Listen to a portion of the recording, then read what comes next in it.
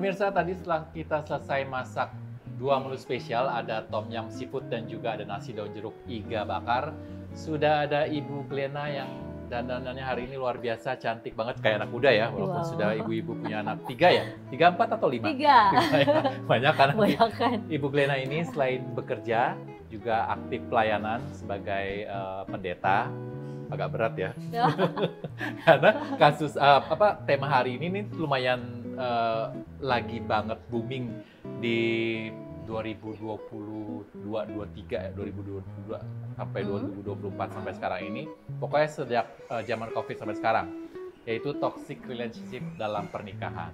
Ya. Sebenarnya toxic relationship dalam pernikahan itu bertentangan dengan firman Tuhan nggak sih? Terus apa sih yang sebenarnya menyebabkan toxic relationship itu bisa terjadi dalam hubungan antara suami istri? Iya.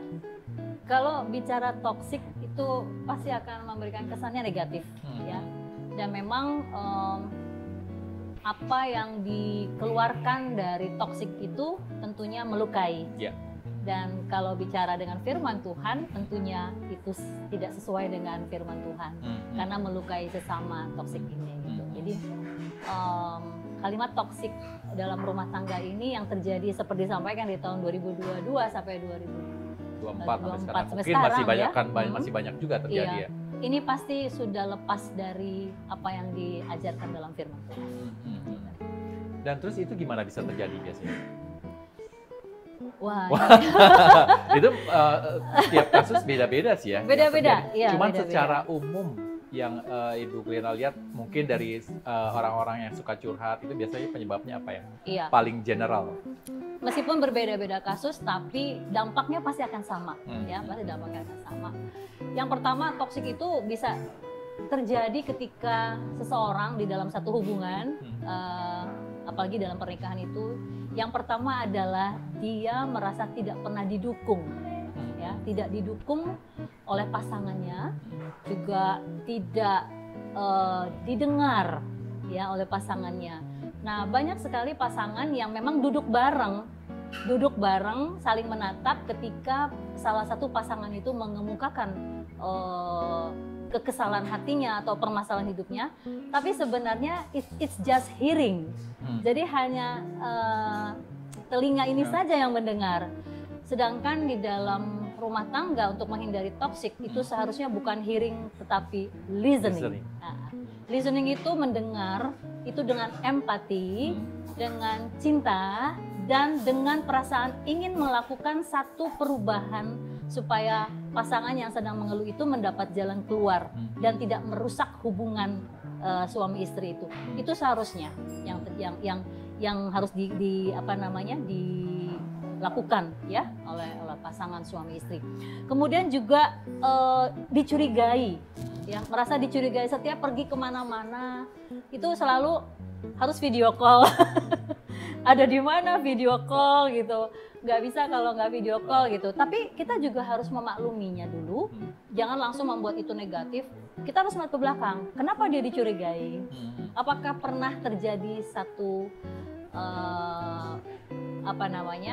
peristiwa yang menyakiti hati dia sehingga dia menyebabkan dia enggak, saya nggak mau tahu, pokoknya video call gitu. Bener nggak kamu ada di supermarket sama si A gitu, atau bener nggak kamu lagi meeting sama si B gitu. Itu jadi toksik akhirnya. Jadi curiga terus gitu ya. Salah satunya juga dibohongin, pernah dibohongin gitu juga. Dan yang kemudian mungkin ada beberapa pasangan juga yang merasa mendapatkan kekerasan secara fisik. Jadi ada ketakutan tersendiri, KDRT. Nah, ini penyebab-penyebab yang bisa menjadi banyak sih ya, toxic, pemirsa, banyak banget itu. Mungkin beberapa hal yang paling umum ya, yang bisa menyebabkan terjadi toxic relationship dalam pernikahan. Supaya nggak terlalu berapi-api, kita sambil makan dulu nih. Supaya nggak terlalu emosi ya Ibu Glenna. Kita sambil makan. Takutnya kepancing emosi. Takutnya kepancing emosi. Soalnya nih di depan kita nih sup tom yum kayaknya warnanya merah-merah pedas gitu. Dan juga di sini ada nasi daun jeruk iga bakar, kayak nyala-nyala ini ada sambalnya. Lumayan enak. Oke, saya coba tom yumnya aja. Ya, saya makan ini ya. Hari ini kita masing-masing ya. Boleh. Egois. Sesuai pesanan ya. Iya. Ini iga bakarnya tuh lembut banget, viewers. Dagingnya pemirsa. Oke, Ada. yum. Nasi daun jeruk, wangi. Wah, ini harumnya enak banget. udah. Ini benar-benar masakannya otentik ya, Iya, kalau saya lihat karena ya. di rumah Noni ini jadi kayak makanan rumahan gitu loh.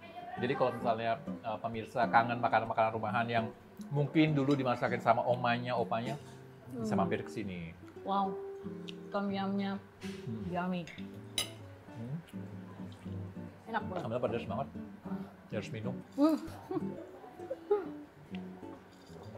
Kita lanjut ya topik yang untuk hari ini. Biasanya apa peran gereja dalam menghadapi toxic relationship dalam rumah tangga? Walaupun kadang kan awal mulanya itu seorang pasangan rumah tangga tuh memulai pernikahan tidak melibatkan Tuhan. Banyak kan begitu ya. Giliran ada masalah baru bawa ke Tuhan. Terus apa peran gereja? Baru cari hamba Tuhan ya. Ya. Sebenarnya kasus toksik ini juga bukan terjadi kepada orang-orang yang mungkin kesehariannya tidak dekat dengan Tuhan. Tapi toksik ini bisa terjadi bagi para hamba Tuhan sendiri.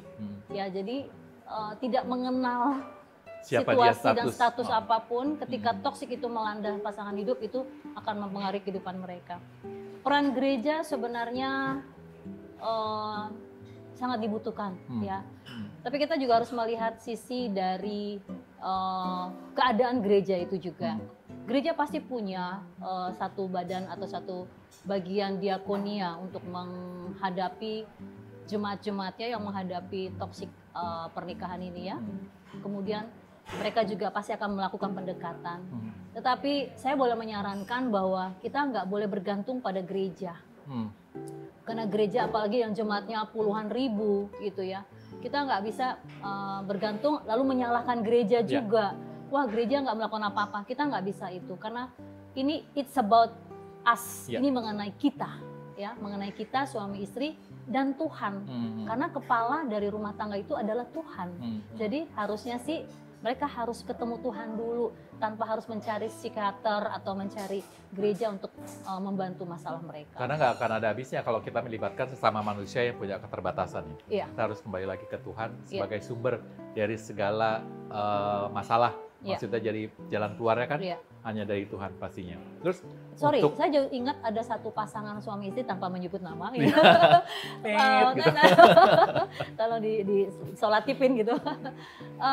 Mereka sempat mau cerai, pihak suaminya berselingkuh, lalu mau cerai sampai satu titik mereka akhirnya tetap didekati oleh gereja mereka dan akhirnya mereka melakukan remarried gitu ya, pernikahan lagi dan bahkan hubungannya menjadi lebih baik dan lebih indah di hadapan Tuhan.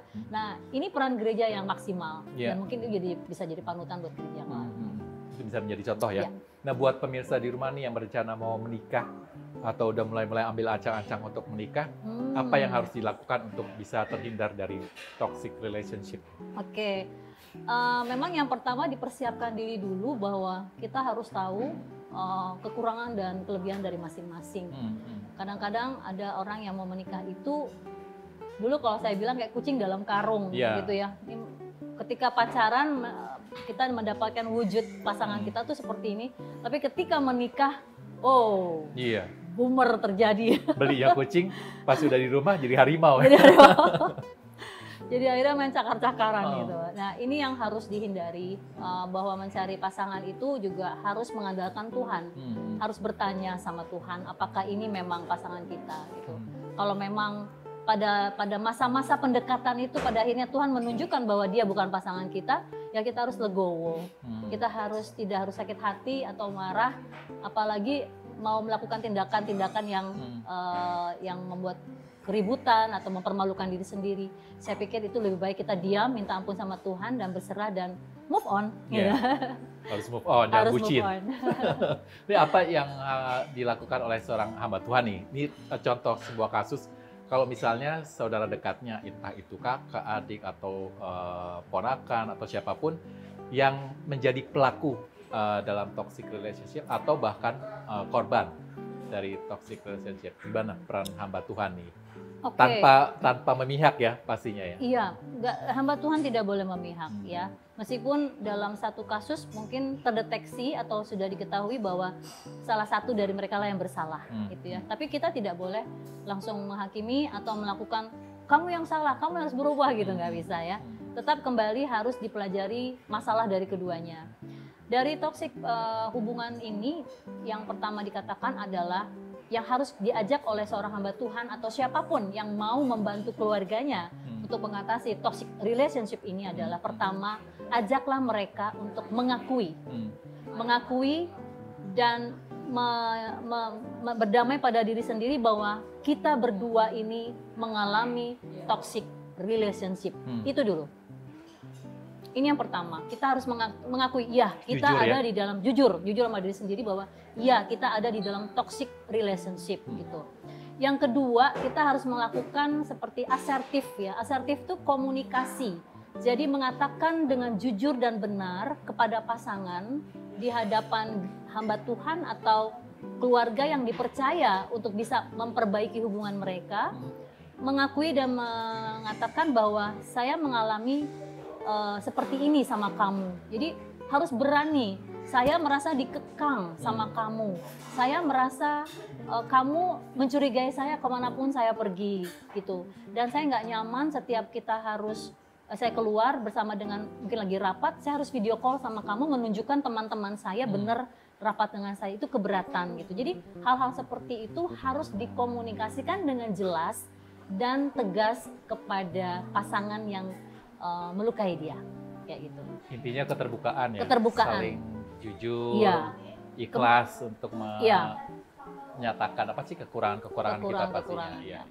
Kemudian berikutnya kepada korban dari toksik ini juga harus melakukan komunikasi dan mengakui bahwa kita tuh insecure juga gitu loh. Bahwa saya insecure dengan karakter kamu yang mencurigai saya, yang harus video call setiap saya ada di mana-mana gitu. Itu harus diomongin. Jadi kedua belah pihak itu harus saling terbuka bahwa saya tidak bisa dengan perlakuan kamu seperti ini. Jadi mengetahui masing-masing problemnya, kayak gitu. Dan kemudian yang paling banget yang menjadi kesalahan kita itu adalah kita berekspektasi, termasuk saya gitu. Kadang-kadang kita berekspektasi bahwa orang yang melakukan toksik ini berubah. Iya. Pokoknya kamu harus berubah. Saya berharap kamu berubah. Kesiangan ya. Makanya.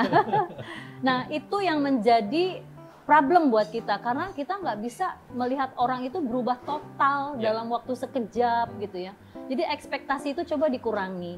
Boleh berharap orang ini berubah, tapi kalau kita berharapnya terlalu tinggi, kita akan kecewa ketika orang itu nggak berubah.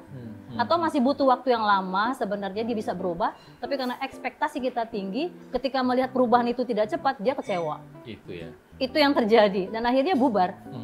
Padahal tunggu sebentar lagi aja mungkin bisa. Nah, ini juga banyak kesalahan dari pasangan-pasangan yang sedang berumah tangga gitu ya. Jadi kurangi ekspektasimu. Kurangi bahwa banyakan mikir ya, ini, mikir itu, betul, mikir itu ya. Betul. Banget. Kemudian setelah itu kita bisa melakukan kegiatan-kegiatan yang menyegarkan mindset kita ya. Seperti melakukan yoga ya, mengalihkan pikiran-pikiran negatif dengan hal yang bagus gitu. Mungkin pakai tanda kutip me time, tapi me time yang positif ya. Jangan me time berdua. Itu mana mancing. Our time itu. Our time. Jadi kayaknya bahas kayak gini tuh nggak ada habisnya ya. Nggak ada toxic habisnya. relationship itu permasalahannya dari yang kecil sampai yang segede gunung. Tapi jadi intinya pemirsa, kalau misalnya kita ingin memulai suatu hubungan, jangan memaksakan kehendak kita, bawa semuanya kepada Tuhan, karena kan rencana Tuhan tidak selalu sesuai dengan rencana kita ya. Dan juga keinginan kita tuh kadang-kadang di ujungnya malah mengecewakan kita. Iya. Nah, di atas semua yang tadi saya sampaikan tadi, bagaimana cara mengatasi toksik, pada akhirnya semua itu harus ditutup dengan apa?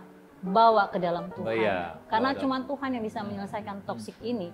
Kita harus datang di hadapan Tuhan, merendahkan diri bahwa dua-duanya memang bersalah. Dua-duanya nggak bisa menghadapi ini. Gitu. Itu harus selalu bawa ke Tuhan. Nggak bisa lari dari Tuhan karena cuma Dia yang bisa menyembuhkan toksik ini. Gitu. Iya, pokoknya intinya sebelum terlambat, lebih baik memulainya terlambat ya. Daripada nanti ada penyesalan di belakang. Nggak ada istilah perawan tua. nggak ada. Waktu Apalagi Tuhan tahun itu nggak ada segini. batasnya ya. Betul, Pasti betul. tidak pernah meleset dan selalu tepat Ya. waktunya. Yes. Terima kasih pemirsa Live Channel sudah nemenin kita selama kurang lebih 30 menit ya. Ya, program Cook with Love dan menyantap makanan-makanan spesial dari Rumah Noni. Sampai ketemu di episode selanjutnya. Bye-bye and God bless you. God bless.